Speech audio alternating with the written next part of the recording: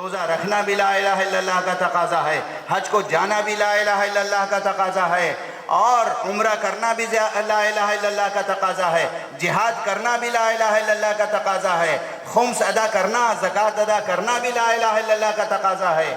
یہ سب لا الہ الا اللہ کا تقاضے ہیں۔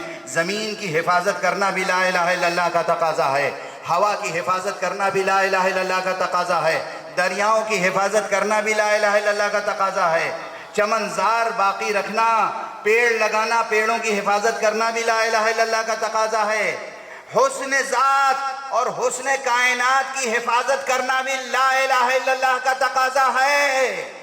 اور جب ذروں کی حفاظت کرنا لا الہ الا اللہ کا تقاضا ٹھہرے، جب پہاڑوں اور دریاؤں کی حفاظت کرنا لا الہ الا اللہ کا تقاضا ٹھہرے، جب ایک ایک گھاس کی حفاظت کرنا لا الہ الا اللہ کا تقاضا ٹھہرے، تو جو اللہ کے محبوب بندے ہیں ان کی حفاظت کرنا کتنا بڑا لا الہ الا اللہ کا تقاضا ہوگا۔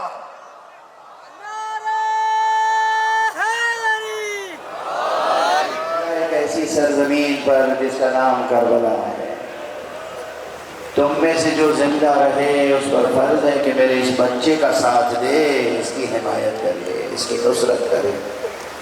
وہ پیغمبر کا ارشاد ایک طرف سے لوگوں کو کھینچ رہا تھا، دوسری طرف جان پیغمبر کی فریاد، حل من ناصر ینصرنا، حل من مغیث یغیثنا، حل من ذاب عن حرم رسول اللہ۔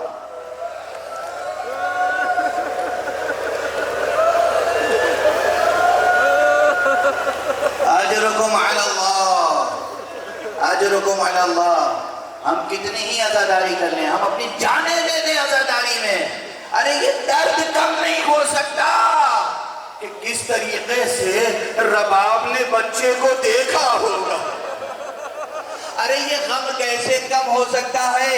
وہ حسین جو روز عاشوراء حر کے جوان بیٹے کے لاشے پہ پہنچا، وہ حسین جب حر کے لاشے پہ پہنچا تھا، حر کے بیٹے کے لاشے پہ پہنچا تھا علی ابن حر، اس وقت تک حر کے بیٹے کا سر قلم نہیں ہوا تھا۔ لیکن یہ آقا حسین جب حضرت عباس کے لاشے پہ پہنچے ہیں، جب علی اکبر کے لاشے پہ پہنچے ہیں، تو کیا منظر دیکھا کہ جسم پارا پارا تھا، سینہ پارا پارا تھا۔ کس طریقے سے آقا حسین ان لاشوں کو اٹھاتے، تاریخ میں ہے، اب تفصیل تو نہیں عرض کر سکتا۔ علامہ طاہر سماوی پروردگار انہیں کروٹ کروٹ جنت نصیب فرمائے۔ مقتل عاشوراء تاریخ کربلا کے ایک معتبر محقق مورخ ہیں، انہوں نے لکھا ہے 4 ایسے شہید ہیں جنہیں کربلا میں ٹکڑے ٹکڑے کر دیا۔